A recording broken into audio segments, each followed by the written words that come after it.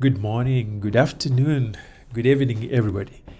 This evening, I attended the Pan-African or the Black graduation ceremony, an activity that is designed to celebrate Black excellence.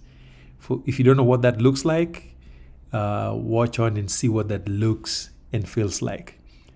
Karibuni.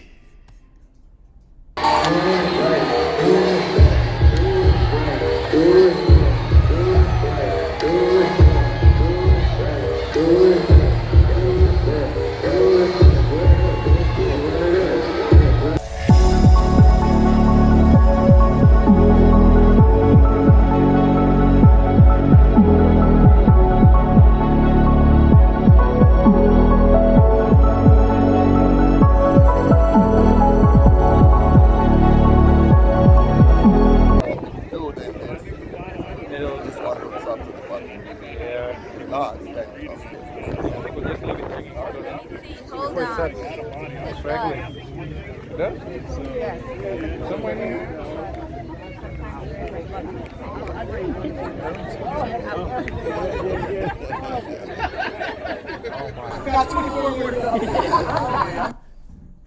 As I mentioned earlier, this is the Pan-African or the Black graduation ceremony, which is part of our campus specific graduations that are tailored towards cultural communities.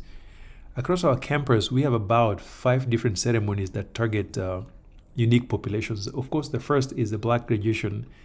Then we have the Asian Pacific Islander graduation. Then next we have the Latinx community graduation. Then we also have the Middle Eastern North African Arab graduation. I'm surprised that the North African folks are combined with the Middle Eastern folks. And then we also have the Native American and Indigenous community graduation. And these graduation activities are designed to celebrate the accomplishment of young people from different cultural ethnic groups.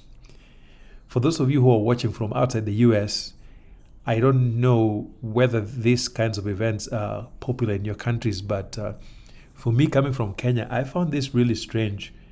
Again, because for us, graduation always meant one massive group, everybody shows up, but there's a very unique history to this type of setup. Now, first of all, our campus is fairly large. And so our graduation series literally runs across multiple days. I believe this year it's running from Sunday through Friday, with different colleges running different ceremonies, because it's virtually almost impossible to hold one graduation ceremony for the entire campus, as is typical to what I was used to back in Kenya. And so they set it up in such a way that each college has a designated day and time. In fact, sometimes we end up with multiple graduation ceremonies within a day. So besides the formal large graduation ceremonies, this is where then we set up the cultural graduation ceremonies. And of all the ceremonies I attend as a professor, the Pan-African graduation ceremony is literally the most exciting ceremony that I often look forward to every year. As you will see in the next part of the videos that I'm going to show, this ceremony is also often filled with dancing, pomp, circumstance, celebration. I mean, things that are authentically African, with a certain flavor for the African diaspora as well. So while the ceremony largely is designed around the experiences of African Americans, a lot of the folks in that group also constitutes different parts of the Black community that may not necessarily identify as African American. Now, some of you already know that the term African American also refers to a very broad set of Black folks.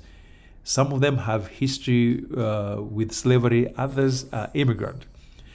The interesting thing is that at our campus, I know there are international students from Africa, but I hardly meet a lot of students from East Africa. In fact, in the last 11 years that I've been a professor in this college, I've probably met maybe just one Kenyan who went on to become a medical doctor. Actually, she's Luo. And then I've met a lot of Ethiopians. there's a lot of Ethiopians that come through our campus into different colleges. And then there's a big chunk of folks from West Africa, particularly Nigeria. The other countries are probably not as well represented. I don't know what the reasons are, but some people argue part of it is because of geography, because the West Coast is much further from Africa than the East Coast. That a lot of Africans tend to go to East Coast colleges.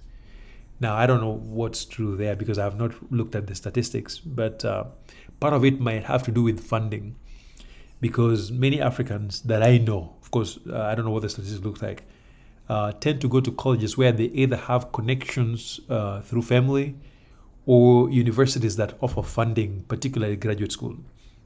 Most of us who work in universities actually came to the US as international students, got scholarships, went through university, and now we are teaching in these same settings.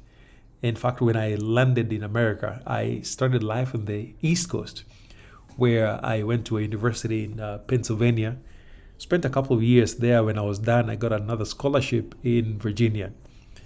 And that part was amazing, except that the weather on the East Coast is fairly hostile. So coming to California, you can just see from the video right here, the weather is amazing, amazing, amazing.